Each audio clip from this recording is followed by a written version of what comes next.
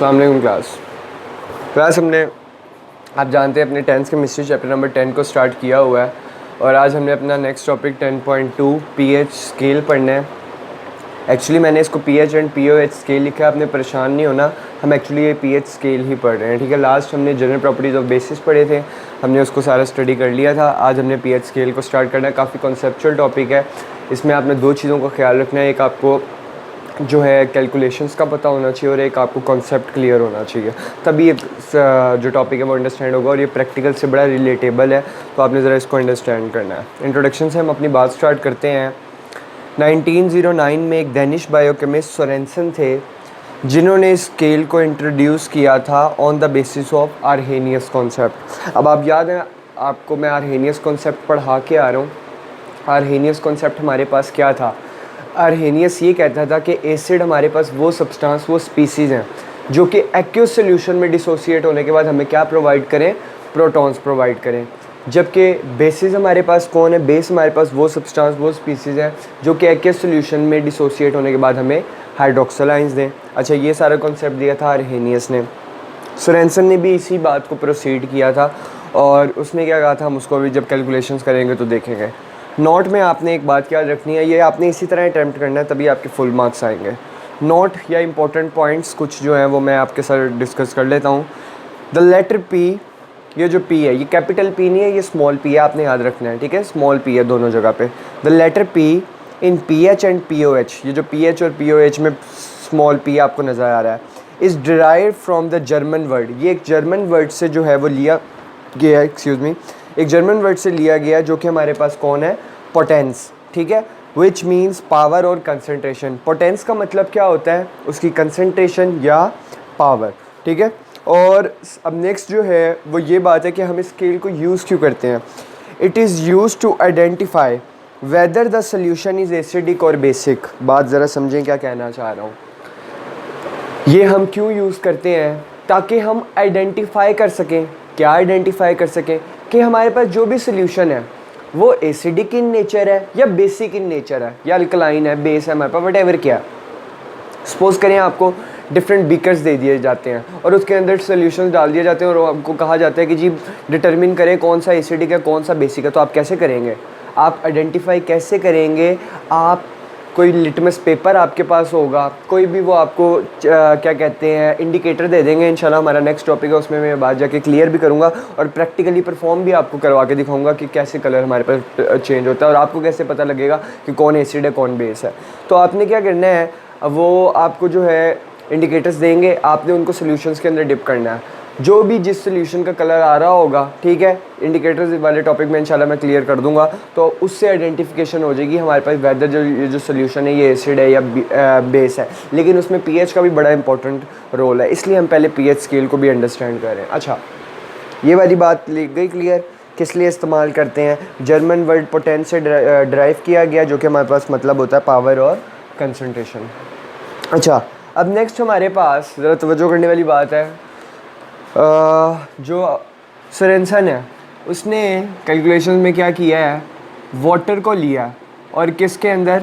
To step reactions के अंदर, यानी कि रिवर्सिबल रिएक्शंस के अंदर उसने वाटर को लिया और सोरेनसन ये देखता है कि वो ये सारा काम कर रहा है किसके ऊपर? आइडियल रूम टेम्परेचर के ऊपर। ठीक है, 25 डिग्री सेल्सियस। वैसे हमारे पास रूम टेम्परेचर जो होता है वो 20 डिग्री सेल्सियस से 30 डिग्री सेल्सियस होता है, लेकिन सोरेनसन काम कर रहा है ideal room temperature. Ideal room temperature होता है 25 डिग्री सेल्सियस। अब ये आइडियल रूम टेम्परेचर क्या होता है? ये ऐसा रूम टेम्परेचर होता है जिस पे वाटर की भी आयोनाइजेशन हो जाती है। ज़रा समझें इस बात को।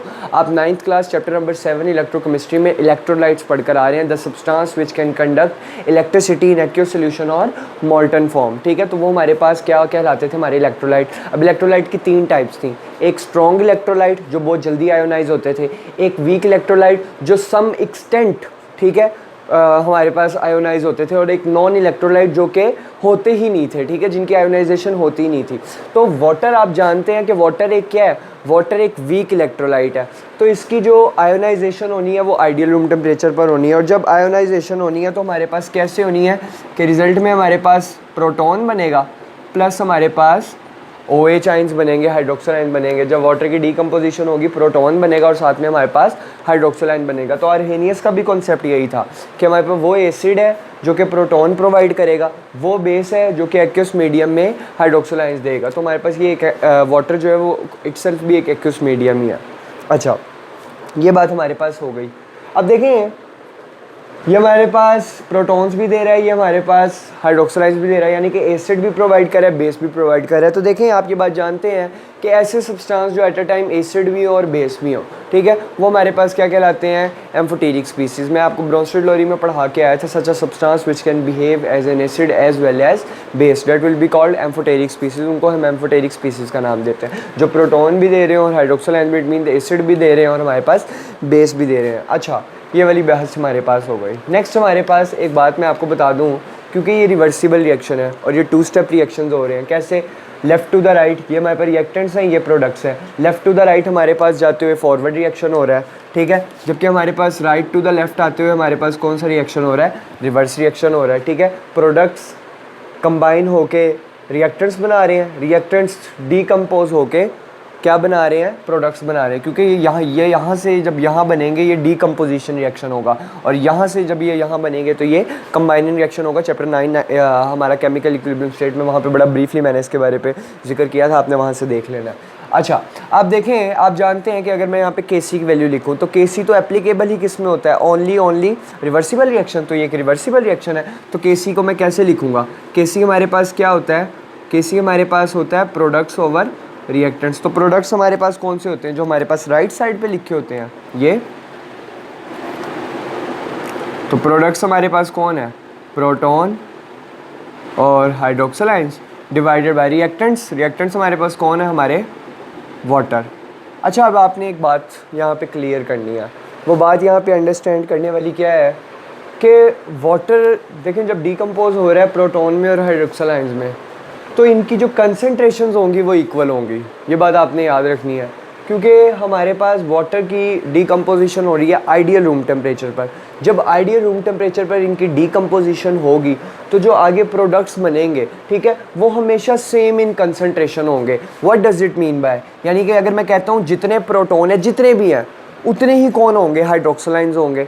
जितने हाइड्रोक्सिल आयंस होंगे तो उतने ही कौन होंगे? प्रोटॉन्स होंगे। क्यों? क्योंकि जब इन्होंने दोबारा आपस में मिलना है तो दोबारा आपस में कंबाइन होकर इन्होंने वाटर बनाना है, तो इट मीन्स कि इन दोनों की फिर कंसंट्रेशन क्या हुई? सेम हुई। जब वाटर डीकम्पोज हुआ प्रोटॉन में और हाइड्रोक्सिल आयन में तो उनकी जो आप कह लें कंसंट्रेशन थी वो इक्वल थी। क्यों? क्योंकि इन्होंने जब दोबारा कंबाइन होना है तो ये बनाना है। इट मीन्स कि हमारे पास इनकी वैल्यूज़ क्या होंगी? कांस्टेंट होगी। ये बात आपने क्लियर रखनी है। इट मीन्स कि हमारे पास अगर मैं यहाँ से H2O यहाँ पे डिवाइड हो रहा है, इधर आके मल्टीप्लाई हो जाएगा, Kc into H2O is equals to, और यहाँ पे हमारे पास प्रोटॉन्स इंटू हाइड्रोक्सिल आयंस।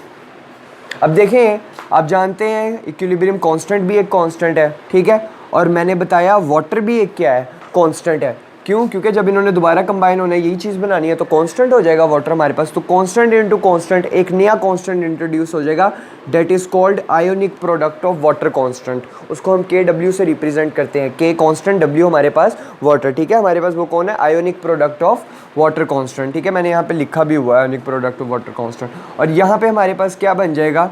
ये हमारे पास पॉजिटिव चार्जेस। और एक बात नोट करें, मैंने कहा जब ये डीकम्पोज होगा तो दोनों सेम कंसंट्रेशन में डीकम्पोज होंगे। जितने प्रोटॉन होंगे उतने हाइड्रोक्सिल आयंस, जितने हाइड्रोक्सिल आयंस होंगे उतने प्रोटॉन के। तो मैं यहाँ से बात कर सकता हूँ कि जो प्रोटॉन की कंसंट्रेशन है वो हाइड्रोक्सिल आयंस की कंसंट्रेशन के क्या है? इक्वल है। तो यहाँ पे हाइड्रोक्सिल आयंस की जगह पे मैं प्रोटॉन ही पुट कर रहा हूँ, तो यहाँ पे हमारे पास प्रोटॉन आ गया, क्योंकि दोनों की कंसंट्रेशन इक्वल होनी है। आप हाइड्रोक्सिल की जगह पे भी प्रोटॉन पुट कर सकते थे, प्रोटॉन की जगह पे भी हाइड्रोक्सिल पुट कर, इट डजंट मैटर, ठीक है। तो हमारे पास KW इज इक्वल टू, ये हमारे पास क्या बन जाएगा? H plus bases same power add up, तो हमारे पास स्क्वायर बन जाएगा। और KW की जो वैल्यू होती है वो हमारे पास होती है 1.0 मल्टीप्लाई 10⁻⁻14 इज इक्वल्स टू हमारे पास H प्लस का स्क्वायर, क्योंकि हमें तो प्रोटॉन की वैल्यू चाहिए। तो taking under root on both sides, तो जब अंडर रूट लेंगे ये इसके साथ कैंसिल हो जाएगा, तो हमारे पास प्रोटॉन की कंसंट्रेशन क्या आ जाएगी? 1.0 मल्टीप्लाई 10⁻⁻7। ये हमारे पास जो है वो हमारे पास आ गई प्रोटॉन की कंसंट्रेशन। अच्छा, अब मैं अगर हाइड्रोक्सिल आयंस की कंसंट्रेशन पूछूं तो उसकी कंसंट्रेशन भी क्या होगी, 1.0 मल्टीप्लाई 10⁻⁻⁷ क्योंकि हमने कहा है दोनों की कंसंट्रेशन क्या होंगी, इक्वल होंगी। ये बात आपने क्लियर करनी है। अभी हमारे पास ये बात हो गई एक। अच्छा,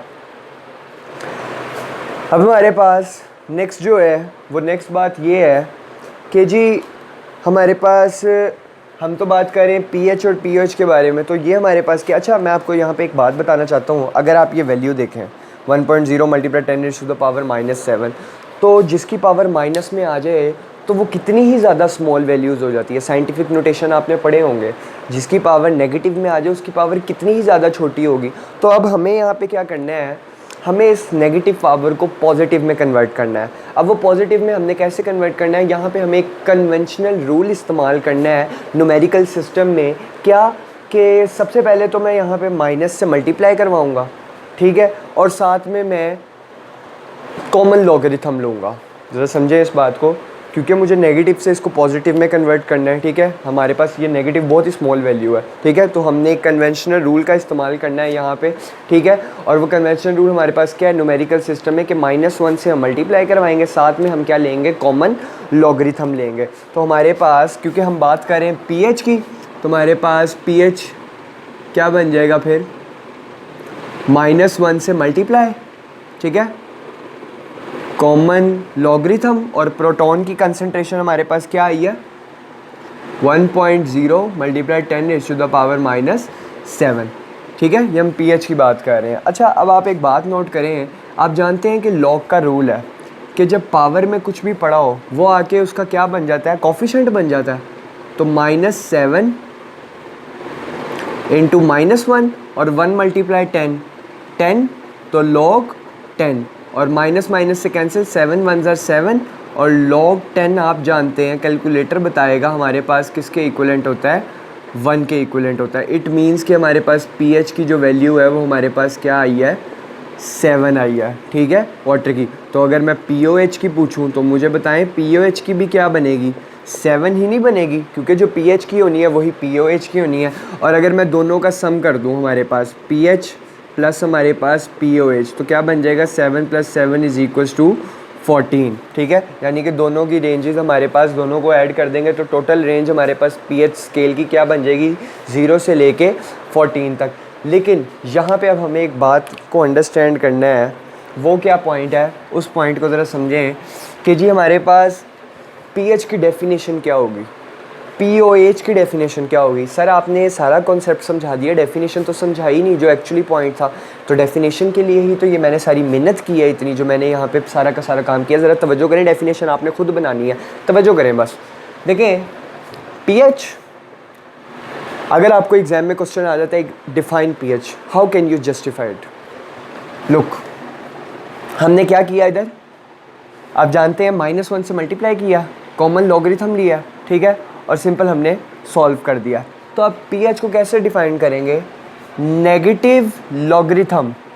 तवज्जो करें, पीएच मींस नेगेटिव लॉगरिथम, और पी का मतलब क्या होता है हमारे पास, पावर या कंसंट्रेशन। तो negative logarithm of molar concentration of hydrogen ion. क्यों, ये हमारे पास कौन है, हाइड्रोजन आयन ही है ना, हमारे पास हाइड्रोजन आयन है, यानी कि कैटाइन है। That is simply called pH. क्या है पीएच हमारे पास, negative logarithm of molar concentration of hydrogen ion, that is called pH. तो अगर मैं आपसे पीओएच की पूछूं तो पीओएच की डेफिनेशन हमारे पास क्या होगी, negative logarithm of molar concentration of hydroxyl ions. उधर सिर्फ और सिर्फ एक चीज़ का फ़र्क है, negative logarithm of molar concentration of hydrogen आइन, negative logarithm of molar concentration of hydroxyl. यानी कि जब पीएच का जिक्र हो रहा है तो हाइड्रोक्सल की जगह पे सिर्फ हाइड्रोजन, हमारे पास जो डेफिनेशन में बात होगी वो हमारे पास प्रोटॉन्स के सेंस में होगी, हाइड्रोजन आइंस के सेंस में बात होगी। और जब OH की बात करेंगे तो सिर्फ और सिर्फ प्रोटॉन की जगह पे रिप्लेस हो जाएगा एक वर्ड, और वो हमारे पास कौन होगा, हाइड्रोक्सल आयन, ठीक है, negative logarithm of molar concentration of hydroxyl ion. So ये हमारे पास पीएच और पीओएच की डेफिनेशन हो गई, ठीक है। अब यहाँ पे कुछ सवाल आते हैं कि ये जो KW की वैल्यू थी ये कहाँ से आई, एक ये बड़ा क्वेश्चन है, ठीक है। और ये वाली बात तो सारी हमारी समझ आ गई। तो ये जो KW की वैल्यू थी ये एक्चुअली कहाँ से आई? बुक में तो लिख दी गई है, इसको इंटरप्रेट कर दिया गया है, लेकिन हम इसको कैसे जो है वो समझे कि जी ये वैल्यू एक्चुअली कहाँ से आई है, कोई इसकी क्या ओरिजिन है, इसका ओरिजिन इसका क्या था कि जिसको हमने सॉल्व करके ये वैल्यू लिखी, हमने डायरेक्ट ये वैल्यू लिख दिया, बुक ने भी डायरेक्ट वैल्यू लिखी। तो समझें, मैंने आपके लिए ही सारा काम किया, आपके लिए ही मेहनत करूँ, ज़रा तवज्जो करें। देखें 1 डेसीमीटर क्यूब किसके इक्विवेलेंट होता है? 1 लीटर के, यानी कि 1000 ग्राम। 1000 ग्राम हमारे पास 1 लीटर होता है। अब आपने ज़रा समझते जाना है बात। तो यानी कि हमने यहाँ पे मैस ऑफ वाटर ले लिया कितना? 1000 ग्राम, ठीक है। 9th class chapter number 6 solutions का एक टॉपिक था कंसनट्रेशन यूनिट, उसको याद रखना बस आपने। मैस ऑफ वाटर कितना है? 1000 ग्राम, ठीक है, 1 decimetre cube. Molar mass of water, molar mass आप जानते हैं 9th क्लास में पढ़ कर आ रहे हैं, वाटर का मोलर मैस कितना होता है? 18 ग्राम पर मोल। और नंबर ऑफ मोल्स मैंने निकालने हैं। नंबर ऑफ मोल्स निकालने का फॉर्मूला क्या होता है? Mass over molar mass. तो मैस कितना है? 1000 डिवाइडेड बाय मोलर मैस कितना है? 18। तो आंसर क्या आ जाएगा? 55.56 मोल। ये तो हमारे पास आ गई नंबर ऑफ मोल्स। अब हमारे पास आपने इक्विलिब्रियम कांस्टेंट केसी की वैल्यू जो है ना वो याद रखनी है, ठीक है, तभी काम होगा। केसी की वैल्यू होती है एट 25 डिग्री सेल्सियस। क्यों? क्योंकि हम सारा का सारा काम किसके ऊपर कर रहे हैं? आइडियल रूम टेम्परेचर के ऊपर। इंपॉर्टेंट पॉइंट्स में आपने तीसरा पॉइंट लिख लेना है ये, ठीक है, कि हम ये सारा काम कर रहे हैं किसके ऊपर? आइडियल रूम टेम्परेचर के ऊपर। और वो कितना होता है हमारे पास? 25 डिग्री सेल्सियस। अच्छा, तो केसी की वैल्यू आपने याद रखनी है। केसी की वैल्यू हमारे पास क्या है? 1.8 मल्टीप्लाई 10⁻⁻16 मोल डीएम पर क्यूब एट 25 डिग्री सेल्सियस। यानी कि 25 डिग्री सेल्सियस पर केसी की वैल्यू फिक्स्ड है, कांस्टेंट है। अब केसी भी एक कांस्टेंट है और वाटर भी एक कांस्टेंट है। क्यों? क्योंकि जब इसने डिकम्पोज होना है तो सेम कंसनट्रेशन में ये बनने हैं।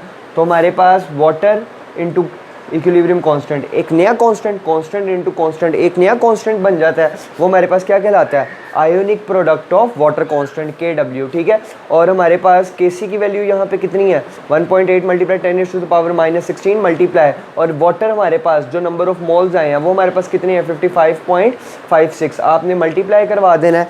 इन वैल्यूज़ को जब सॉल्व करेंगे तो आपके पास आंसर आना है 1.0 मल्टीप्लाई 10⁻⁻14। अब मेरा ख्याल से ये बात आपको लग गई होगी समझ कि ये जो वैल्यू थी ये एक्चुअली आई कहाँ से? हमारी बुक में ये चीज़ नहीं हुई, आप लोगों ने लाजमी मेंशन करनी है क्योंकि हमें पता होना चाहिए कि उसका ओरिजिन क्या है। What was the origin of that? Okay, clear.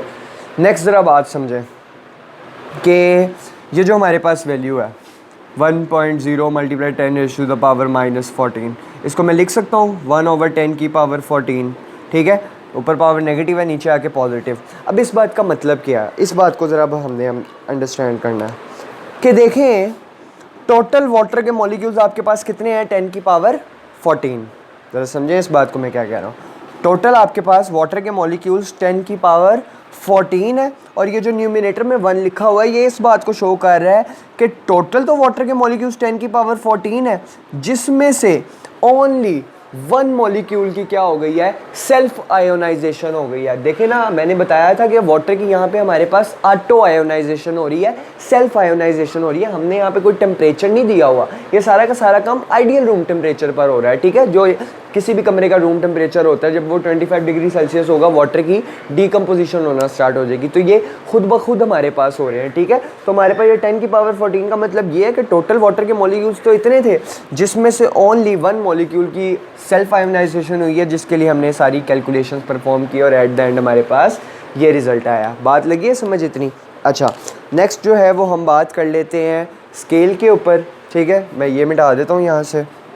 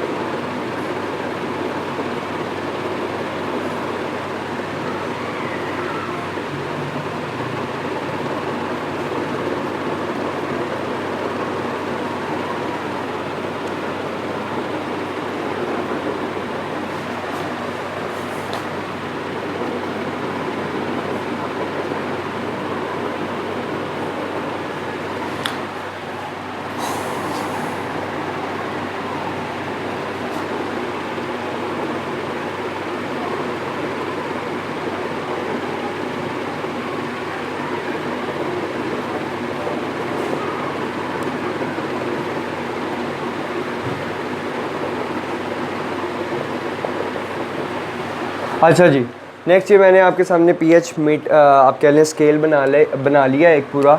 ज़रा तवज्जो करें, मैं सबसे पहले आपको ना थोड़ा सा बताने लगा हूँ पीएच और पीएच के बारे में। स्केल के ऊपर अभी हम बात करते हैं। देखें, what does meant by pH. PH का हमारे पास क्या मतलब है कि हमारे पास जो भी हमारे पास सोल्यूशन है, ठीक है, ज़रा समझें इस बात को। आपको याद होगा आर्हेनियस ने क्या कहा था, एसिड वो है जो कि आप प्रोवाइड करेंगे, प्रोटॉन प्रोवाइड करेंगे, बेस वो होंगे जो कि हाइड्रोक्सल आयंस प्रोवाइड करेंगे। तो जो प्रोटॉन्स की अवेलेबिलिटी रखेगा वो एसिड होंगे, और जो हाइड्रोक्सल की अबिलिटी रखेंगे या अवेलेबिलिटी रखेंगे वो हमारे पास क्या होंगे, हमारे बेस होंगे। ये आर्हेनियस कॉन्सेप्ट है, ठीक है। सर हेम्फ्री डेवी ने भी इसी कॉन्सेप्ट को सराहा था, ठीक है।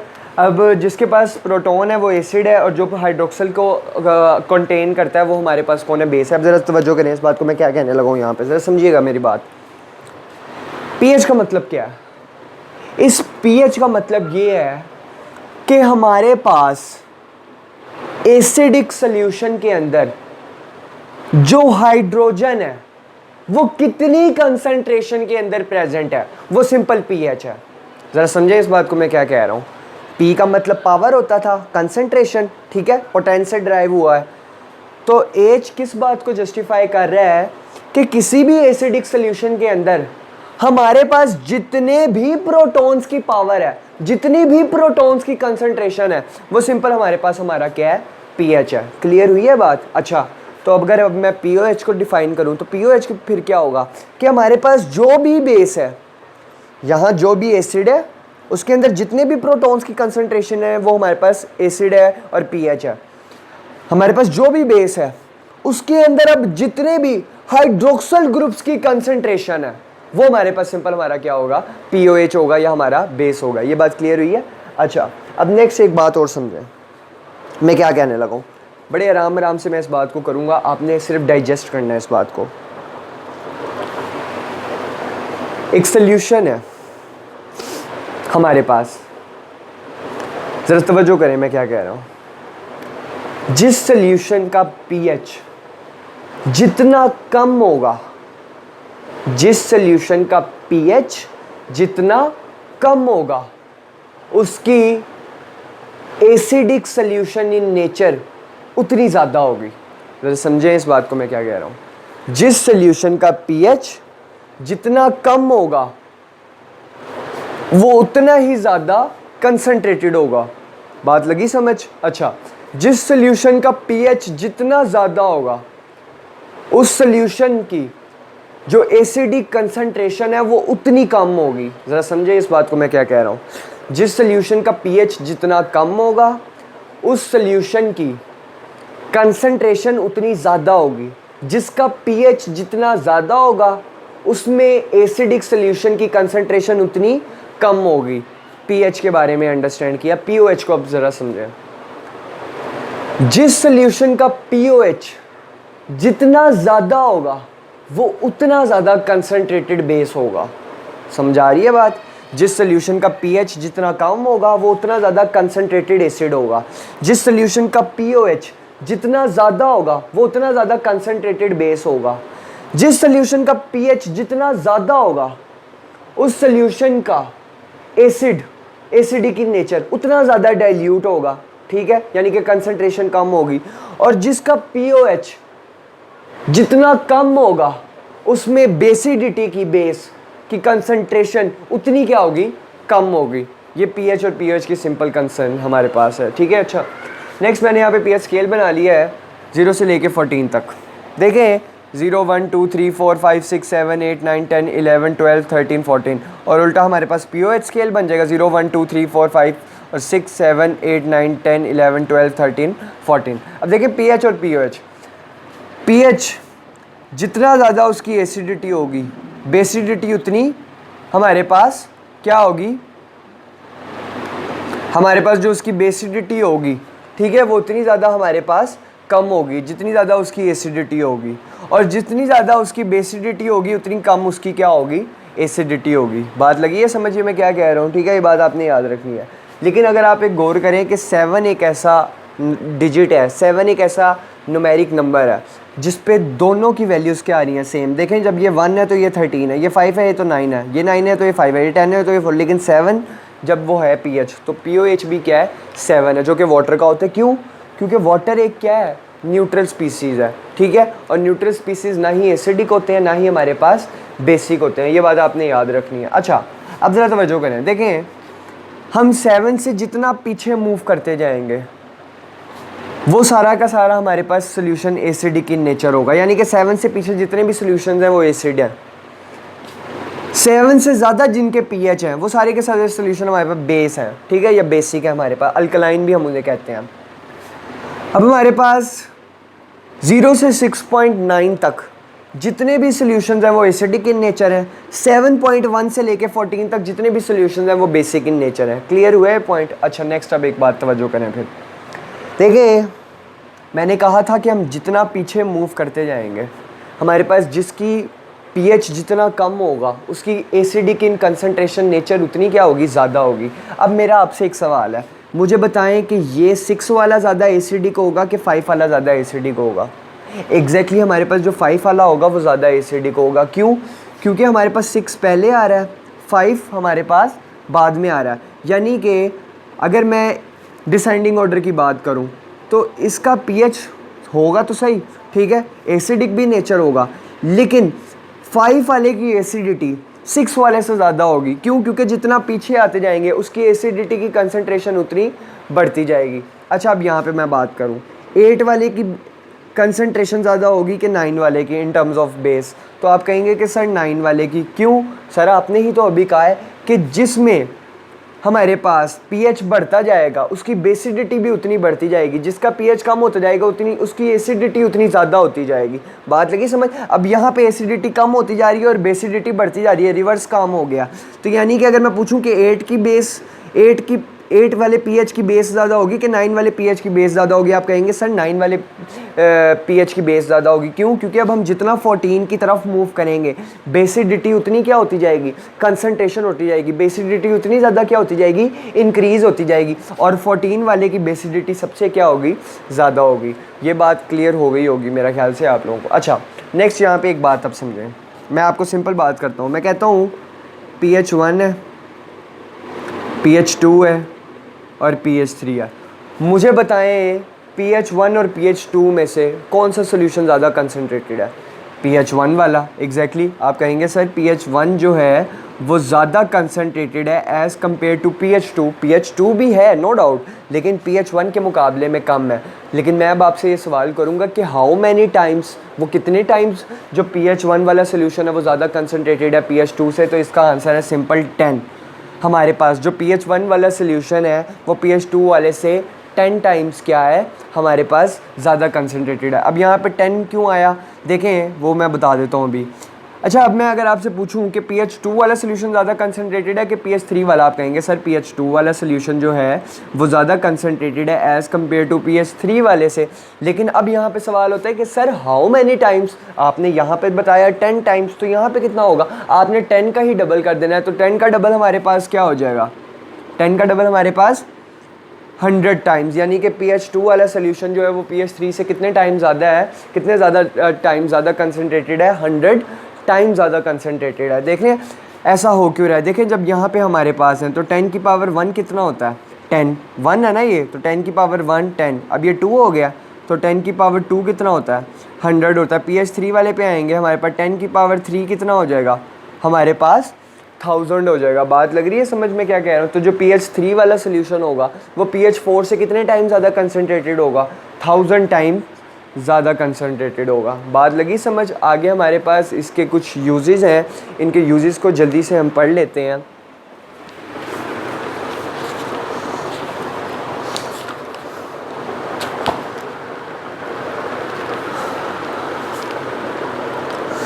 कंक्लूजन है कुछ, वो कहता है pH of a neutral solution is always 7। ये मैंने आपको बता दिया है कि न्यूट्रल स्पीसीज़ का पीएच 7 होता है, जैसे वाटर है हमारे पास। Acidic solution have less than 7 pH, तो मैंने ये बात बताई है कि 7 से लेस देन वाले एसिड हैं, 7 से ग्रेटर देन वाले बेस हैं। ये बात भी लिखी हुई है। पीएच एंड पीओएच की वैल्यूज़ की जो रेंज है वो हमारे पास कहाँ से है, 0 से लेके 14 तक। ये बात भी मैंने बताई। यूजेज आगे पढ़ लें। It is use to determine acidic और basic nature of a solution, ये मैंने आपको इंपॉर्टेंट पॉइंट्स में लिखवा दिया था कि पीएच स्केल का क्या यूज़ है। It is also use to produce medicine culture at microbiological particular concentration of प्रोटोनाइन। आपने इसके बारे में स्टडी कर लेना। माइक्रोबायोलॉजिकल आप जानते हैं जो हमारे पास स्मॉल लिविंग ऑर्गेनिज्म जैसे वायरस हैं, पैरासाइट्स हैं, हुक्वम है, प्रोटोजो वगैरह हैं, ये सारी की सारी हमारे पास स्टडी। अच्छा, फिर आगे है। It is use to prepare concentration of required, it is also used to prepare solutions of required concentration necessary for certain biological reactions। biological reaction में भी हमारे पास इसका बड़ा इंपॉर्टेंट रोल है। तो ये हमारे पास पीएच और पीओएच स्केल का टॉपिक क्लियर हो जाता है। अभी हम इसको आगे प्रोसीड करेंगे इंशाल्लाह। इंडिकेटर्स वाले टॉपिक को भी देखेंगे, बड़ा इंपॉर्टेंट टॉपिक है इंडिकेटर्स, लेकिन मैं आपको प्रैक्टिकली परफॉर्म करके दिखाऊंगा कि हमारे पास कैसे जो है वो कलर चेंजिंग होती है। इंशाल्लाह नेक्स्ट लेक्चर में मैं इसको लेके आऊँगा। यहाँ पर हम अपना टॉपिक ख़त्म करते हैं। अल्लाह हाफ़िज़।